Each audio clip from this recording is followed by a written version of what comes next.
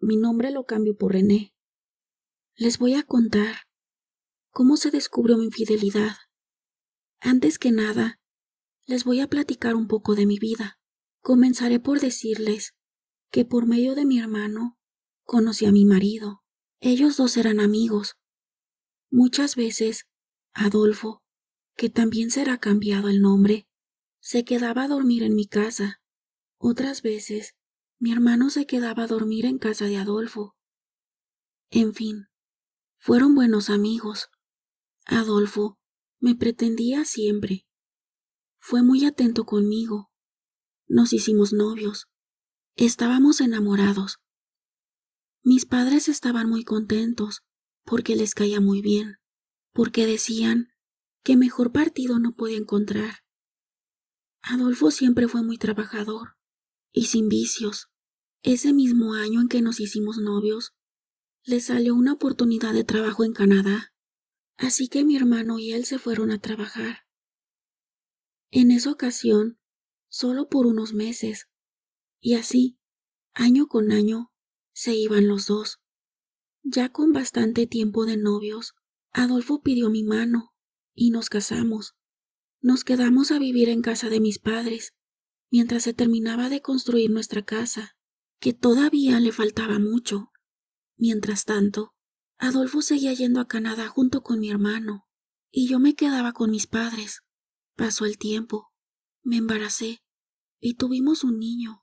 Se terminó de construir, pero Adolfo no dejó de ir a Canadá.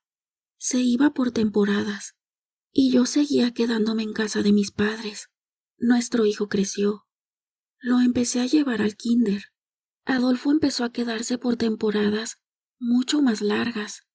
Era muy poco el tiempo que estaba con nosotros. Ya se quedaba más de un año, porque ya por fin le dieron su residencia. Les voy a platicar lo que hice.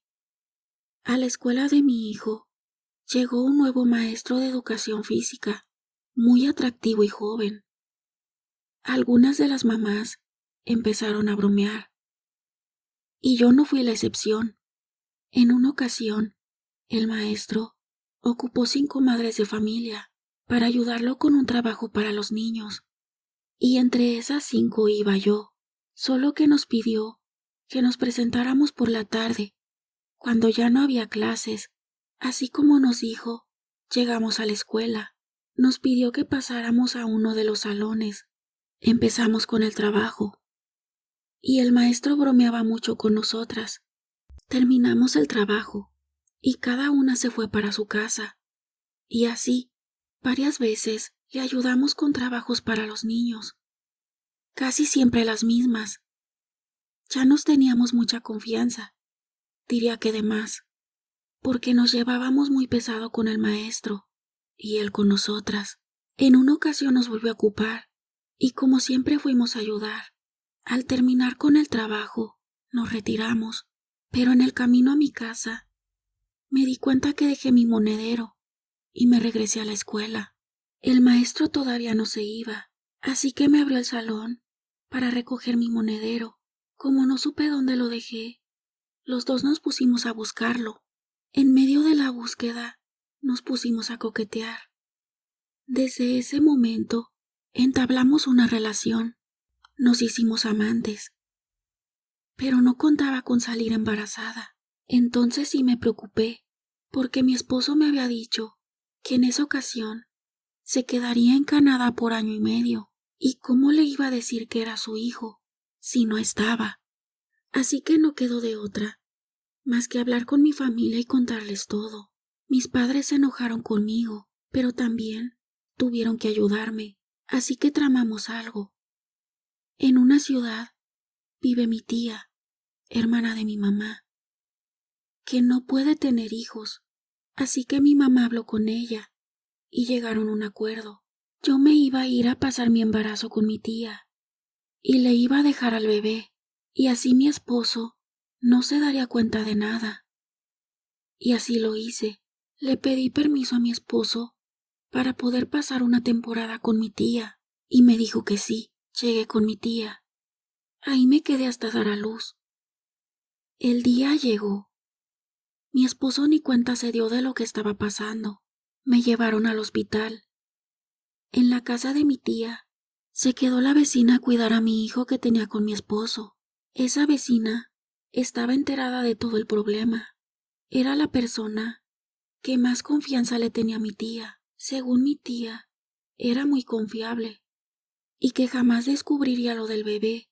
Todo el tiempo que estuve ahí con mi tía, Nora, la vecina, fue muy buena conmigo. Me decía, no te preocupes, René, fue un error tuyo, un resbalón. Todos somos humanos y nos equivocamos. Lo bueno que en tu pueblo nadie sabe, y por mí ni te preocupes, soy una tumba, y jamás me atrevería a descubrirte con tu marido. Y yo caí en sus mentiras. Bueno, pero como les estaba diciendo, me llevaron al hospital, pero no contaba con que mi esposo me hablaría por teléfono a casa de mi tía. Precisamente ese día, y la que contestó fue la vecina de mi tía. Ella bien víbora le contó todo a mi esposo. Esa vecina era una doble cara, pero como era de esperarse, ella no nos dijo que mi esposo me había llamado por teléfono. Se quedó callada, pensando que mi esposo no la iba a descubrir. 3 días después de que di a luz, mi esposo llamó a casa de mi tía y me preguntó que cómo estaba. Yo le dije, estoy muy bien, ya casi me regreso para la casa de mis padres. Y lo que me dijo después me dejó helada. Me dijo, ¿y al bebé te lo vas a llevar o se lo vas a dejar a tu tía? Yo me quedé muda, no supe qué contestarle. Él me dijo, descarada sinvergüenza, ¿todavía me vas a seguir viendo la cara? Ya me enteré de todo. Doña Nora me contestó hace 3 días el teléfono y me lo contó todo. Quiero el divorcio y no te quiero volver a ver en mi vida.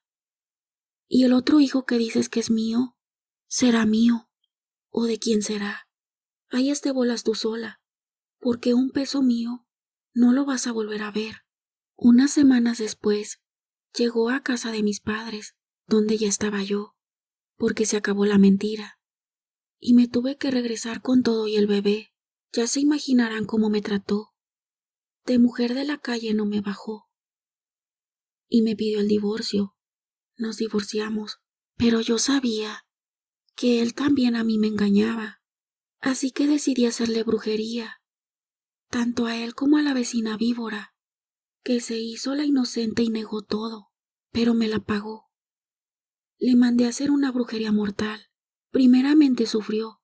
No sé explicarles, pero les voy a decir lo poco que entendí. La brujería se la pusieron en el cerebro, para que se confundieran con ataques epilépticos. Me dijo la bruja que era una muñeca bien conjurada. Mucha de la maldición estaba en la cabeza. Lo poco que me pudo decir era que a esa muñeca le puso un cerebro de animal, trabajado con un espíritu maligno. Hubo un trabajo de sangre, porque al demonio que se le hizo la encomienda necesitaba sangre. Me salió carísimo, porque es un trabajo muy peligroso. Para la bruja también. La bruja me dio muchas protecciones, y ella también se protegió, porque ese demonio es muy efectivo, pero muy peligroso. Y les aseguro que fue muy efectivo, porque no tardó mucho tiempo en pagar lo que hizo esa víbora ponzoñosa. Qué gusto me da saber que está en el panteón, porque por su culpa se arruinó mi vida y la de mis hijos. Ahora les voy a contar lo que le mandé a hacer a mi ex esposo. Le sale su dinero y su trabajo. Si no me quiso pasar dinero para su hijo, que sí es su hijo, ni él iba a disfrutar el dinero que ganaba. De buena fuente supe que le está yendo muy mal, sin trabajo y sin dinero. Y eso me da mucho gusto.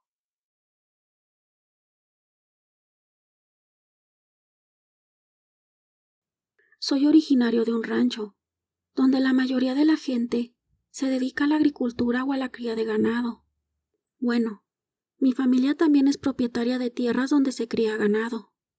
y en otra parte se siembra maíz.